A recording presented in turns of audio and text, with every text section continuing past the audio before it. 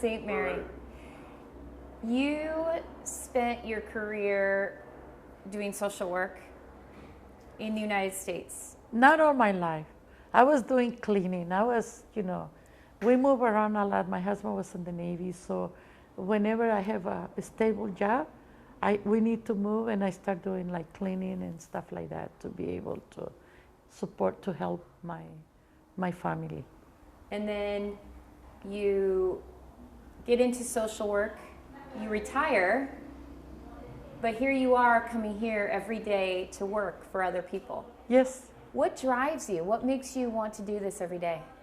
I think living in the United States, I feel really lucky because I grew up in Mexico, and I know how you live here, how hard it is to live here. So that was the idea of helping people a little bit. I nickname you St. Mary because I see what you're doing, I hear your stories, and I wonder what drives you to be so giving.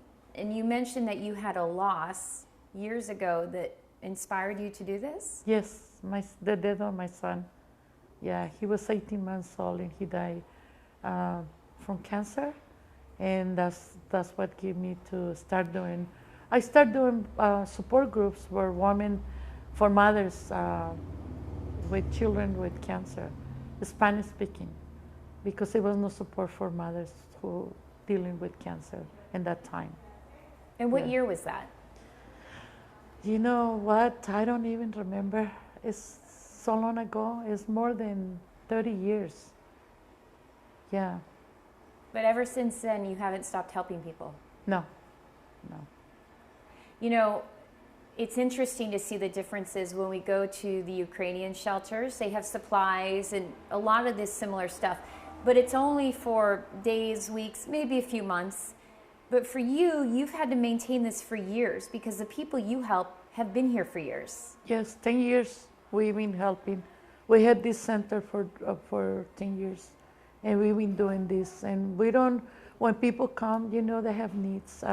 A little used clothes is a big help for them, and for the children. You have people that have been waiting how long for seeking asylum? Over a year, more than a year. The Haitians been here longer, some of them is still in the list. So, yeah. Do you or the people you help, do they think it's unfair when they see the Ukrainians go into the United States while they stay here?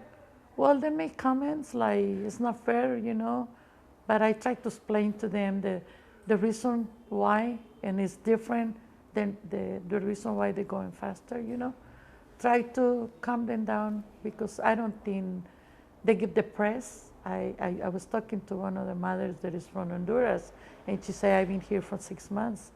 And I say, you have to remember that it's people, they've been waiting over a year. So yes, be patient, and maybe you're going to go, What is your hope for these people that have been waiting 6 months, a year, even longer?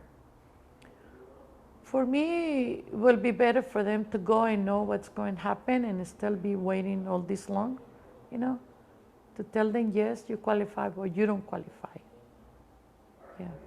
As opposed to just not knowing. Not knowing. Yeah, it's better to know than not knowing, yes. What do you get out of this? You come here every day from San Diego. You help dozens of people every day. What does it do for you? It keeps me younger because, I'm 74, I'm going to be 75. And being active, I think it helps me with my pain. I don't think about the pain. I have arthritis, so I don't think about it. And at the end of the day, I feel happy that I cannot change what they're going through, but I can make a little bit difference with the person that comes in this place. Who helps you do this? Are they all volunteers? Volunteers, yeah. And some nice people from the United States, from San Diego, they helping with the clothes, the donations, different groups of people are helping me. Without the help, I'm not going to be able to do all this because even used clothes is expensive, so it's free. So I can offer that free also. You mentioned how something as simple as a new jacket can mean so much. And that's the same with a lot of the items you give out. In America, I think a lot of us take for granted having a notebook to write in or a cup of noodles to eat. Yes. But for people here that you're giving those items to, what's it like for them? You can see the smile in their face when you give something to them, you know. I see like they're happy. They didn't expect that. And sometimes they make comments like, I didn't know you can do that for me. And I say, I wish I can do more, you know. It made me happy to do those things for you. And you help mostly women and children. When you see these children, what are they going through? It's hard because I was a child once. And I used to remember wanted chocolate or candy, and I don't have the money to get it myself. So see these kids, they love candy.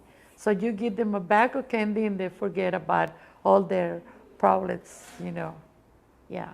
And you have a lot of people here, not just the people that were turned away at the border, but you have been helping people who were deported, mothers, children who are American children who had to come back because their moms come Yes. back here. Yeah, those kids, it's really hard for me to see that American child living in Mexico, you know. They have a big change. They used to go to school where they have free lunch. A lot of times the parents, they can afford to give them lunch, you know, and they miss that, the kids, you know. Getting expensive, maybe the school is free, but they ask them to pay this, to pay that, to buy uniform, to buy that. In the end, they're spending a lot of money, the parents. Money they don't have. You know, obviously there's a lot of attention on Ukraine and Ukrainians coming here for good reason. They're in the middle of a war. But to some degree, do you feel like these people, the ones that you help, are forgotten? I think I will say yes. Yeah. But that's the priority. I understand, you know, is the priority. The needs are more, you know, because they don't speak English, so it will be hard for them to be here in Mexico and in Tijuana. When you speak Spanish, you can deal better, like going around or finding places, you know. For them, I think it will be more difficult to do it. So I understand why they're doing that. Do you think it will get better? At the end of May, Title 42 is ending, and they're supposed to go through more asylum claims. Do you think the situation will get better for the people you're helping? I think it will be easier for them to know, like I say, you know, they will know what is going to happen to them. Yeah. Yeah. Mm-hmm. Because for the past couple of years, we use the term limbo. They're in limbo. Yes. They don't know what to do. Yeah. And the shelters, the problem with the shelters, they're packed of people, you know. They have 25 shelters. And you're going to visit them today, right? And they're packed. They have more people they're supposed to have in those places. Yeah. And a lot of people are here for so long, they end up getting jobs and really just trying to make a life here because they don't know when they can go to the U.S. Well, that's what I suggest. When I talk to people, I say, okay, your goal is to go to the United States. But what is your plan B? If you can go to the United States, what are you going to do? I think you need to start looking for a job. And that keep you occupied and you forget about that for at least for the meantime. And the time go faster, I tell them. And some listen, but some don't. They don't want to work. But a lot of people are working. Yeah. You are their plan B. Plan B, Yeah. yes.